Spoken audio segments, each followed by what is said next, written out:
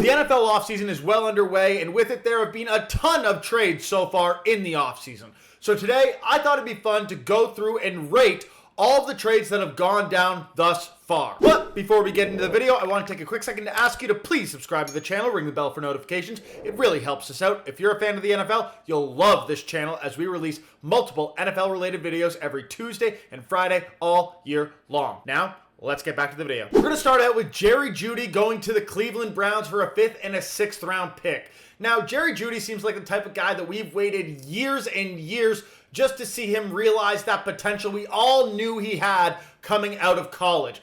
But today, we really haven't seen that potential, and Jeudy has often been a second or third option in Denver, and so eventually they just decided to move on from him, trading him away to the Cleveland Browns.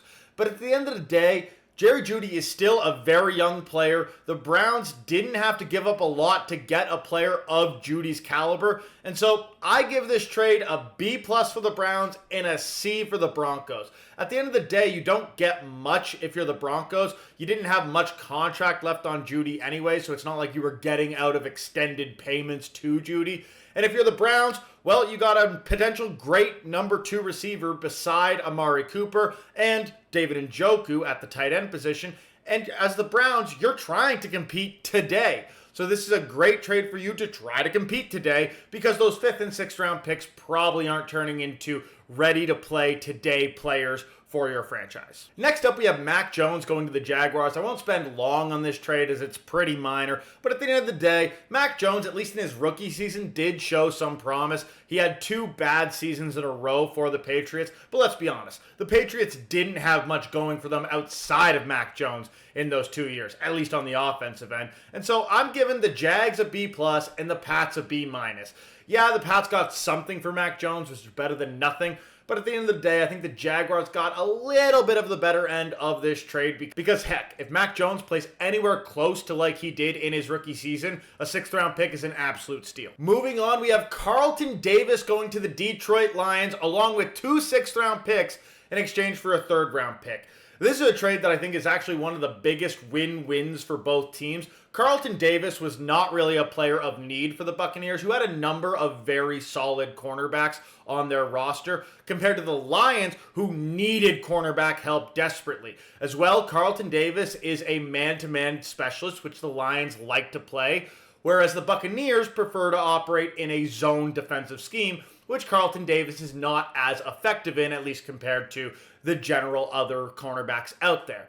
And so this trade really works well. The Lions only have to give up a 3rd to get a starting caliber corner, at least for their team, and get 2 6th round picks along with it. And the Buccaneers managed to move a guy who likely would turn into a backup in the future for a 3rd round pick. Again, win-win, which is why I give the Lions an A and a Bucs a B+. Next, we have Brian Burns going to the Giants, and I've talked a little bit in a previous video about the contract that the Giants gave to Brian Burns, which I don't like very much. But if we're talking about this just from a trade perspective, I'm just going to give you the answer now. It's an A+ for the Giants and a D- for the Panthers. There were offers for Brian Burns for 2 first-round picks just this past offseason, and now the Giants are able to get him for a 2nd and a 4th. This is an absolute steal, and as for the Panthers, why would you give up on Brian Burns for so little when you valued him so greatly just 1 season ago? It's not like he had a bad season. It's not like he got significantly older, but I don't understand this by any means. At the end of the day, the Giants got a steal in terms of the trade, though less so due to the contract. Another big name moving this offseason is Joe Mixon going to the Houston Texans in exchange for a conditional 7th round pick. Now, for the Texans, this is a pretty good signing. They lost Devin Singletary in the offseason. Their running game was not anything special this past season. And with their passing game as good as it is, they do want to improve the running game. That being said, Joe Mixon is not the best running back out there. He's had a lot of good productivity seasons, at least in the sense of total yards and total touchdowns, but his efficiency isn't that good, especially for a team where you can't load the box against the Bengals because of Joe Burrow and Jamar Chase and T. Higgins when they've had them in the past number of years. And so because of that, I still give the Texans an A because they did not give up much at all for this trade, though I don't totally understand going for Mixon as opposed to going for Saquon Barkley or Josh Jacobs in free agency. And for the Bengals, I give them a B- because at the end of the day, you didn't really need Mixon, and his contract was going to be pretty heavy for a Bengals team needing to focus on offensive line more than anything. So their trade's not bad for them, but the Texans have the win. Next up, we have Deonta Johnson going to the Carolina Panthers along with the 6th-round pick in exchange for Deonta Jackson and a 7th-round pick.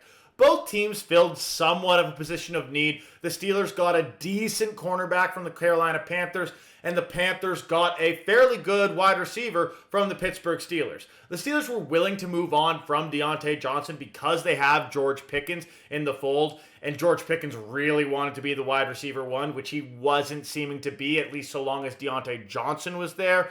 And getting a cornerback in exchange for it isn't the worst thing in the world. That being said, from the Panthers' perspective, the Panthers need a wide receiver. They traded away DJ Moore in exchange for effectively Bryce Young, along with some picks, obviously, in that trade. But Adam Thielen was the best wide receiver the Panthers had last year. And that is not a good enough number one receiver in the modern day NFL. Deonta Johnson immediately slots into that number one slot, especially with no first-round pick for the Panthers being traded along with DJ Moore for that Bryce Young pick last year. And so I give this an A- to the Panthers. I think this is a good addition, a number one receiver for little cost. And for the Steelers, I give a C. Yeah, Deonta Jackson's not that bad, but only getting him in exchange for a number one receiver, that's not enough in the modern day NFL. Moving on to a big boy trade, we got the New York Jets acquiring Morgan Moses and a 2024 4th-round pick in exchange for the Ravens getting a 2024 4th-round pick and a 2025 6th-round pick. Basically, Morgan Moses for a 2025 6th and 4th-round pick swaps.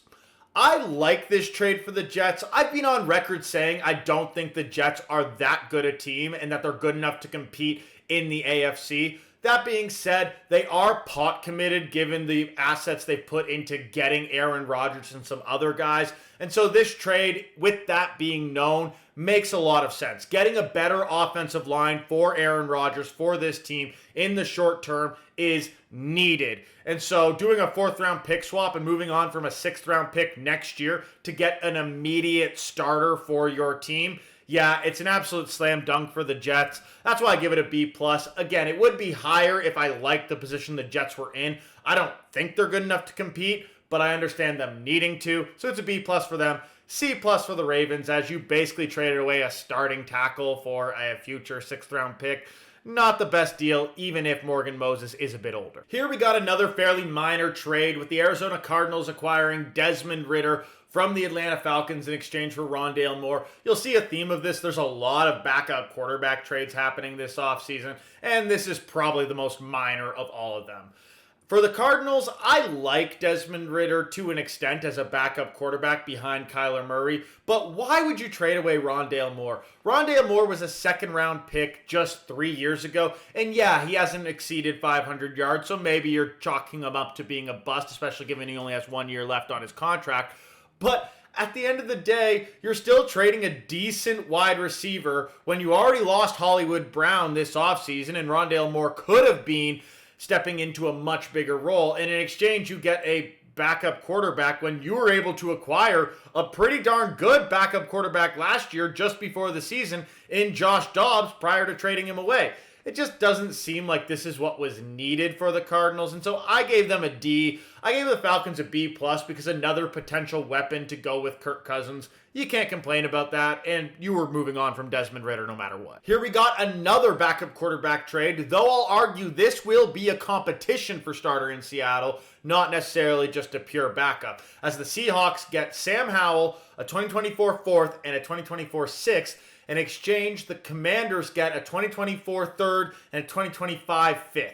Basically, some moving up for the Commanders in the draft in exchange for trading away Sam Howell. Sam Howell had some really good games and some really bad games for the Commanders. At the end of the day, though, the Commanders are going to take a quarterback with the number 2 overall pick, whether that be Drake May or Jaden Daniels or maybe even Caleb Williams. We still don't totally know. but we know Sam Howell is not the guy of the future here, so why not get some better picks in exchange for him? I like the move for the Commanders. I also don't hate it for the Seahawks, and so I give them both a B-. I think this is a fairly minor trade all told. Backup quarterbacks, pick swaps, does it really matter that much? Not really. But at the end of the day, I don't think it's bad for either team, and so they wash in terms of their ratings on this trade. Here we got one of the bigger trades thus far in the offseason. Keenan Allen going to the Bears in exchange for a 4th-round pick.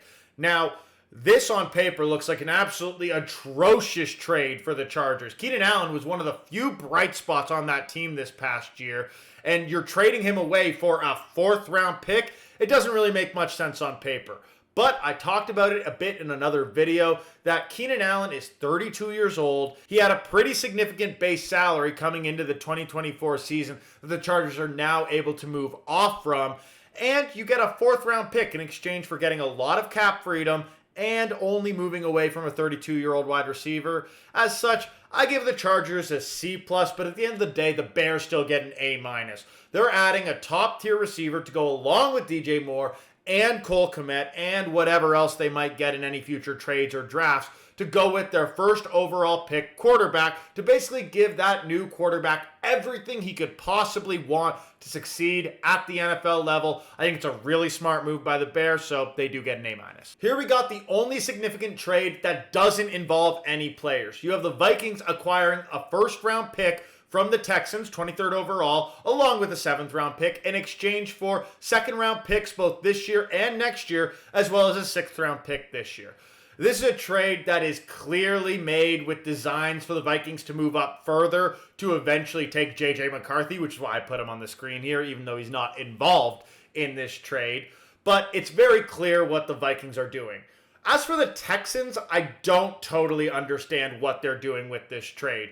You're moving out of your 1st-round pick, your only 1st-round pick remaining because you traded your other 1st-round pick in order to move up to get Will Anderson last year, and you only get a 2nd and a 6th in the current year. If you're the Texans, you want to be building for the future, and you want to be building to somewhat compete now, but really focusing on 2, 3, 4, 5 years from now when you should still be a really good team. And so why you're moving on from a 1st-round pick and moving to a 2nd-round pick this year and a 2nd-round pick next year doesn't make a ton of sense to me. Your draft immediately gets worse in the current year, and you don't really add a whole lot to your team that you're saying is win now. You're saying that especially with signings of Danielle Hunter and Joe Mixon, as well as a trade we're going to get to further down the line here. And so I'm going to give it a D to the Texans. It just doesn't make sense. It doesn't compute to me. As for the Vikings, I'm going to give it an A-. It's clear what they're trying to do. I get it. It makes sense. It's an A-. Another backup quarterback trade going on here. We got the Eagles acquiring Kenny Pickett and a 4th in exchange for a 3rd in this year's draft and a 7th in next year's draft. Again, a pretty minor backup quarterback trade, but I'm going to give the Steelers a B+ because they managed to move on from Kenny Pickett and still acquire some level of value for a guy that I do not think has succeeded at all at the NFL level. And it's a C for the Eagles. You didn't have to give up a ton to get a backup quarterback with a level of upside who knows, maybe works better with the Eagles, who were his childhood team, as opposed to the Steelers, who he probably hated as a child. And we have our final backup quarterback trade of the offseason thus far right here. We have Justin Fields going to the Pittsburgh Steelers in exchange for a conditional 4th-round pick. Now, that condition is only if he plays 51% of the team's offensive snaps. And given the fact that the Steelers have already said Russell Wilson should be the starter, this will likely turn into a 6th-round pick that the Steelers are giving up in exchange for Justin Fields. Because of that, this is an A+ for the Steelers. I think people are expecting 2nds, maybe even 1sts for Justin Fields. So trading away effectively a 6th for Justin Fields, especially when you seem to have got a better return for Kenny Pickett, and I think we can all agree that Justin Fields is probably a step up over Kenny Pickett. Yeah, these trades in tandem are an absolute win, in my opinion, for the Steelers. As for the Bears, this is a D-. This is about as close to an F as you can get. How do you only get potentially a 6th-round pick for a guy that was a top 10 MVP candidate 2 years ago, and people were talking about as one of the potential quarterbacks who could be kept instead of the 1st overall pick?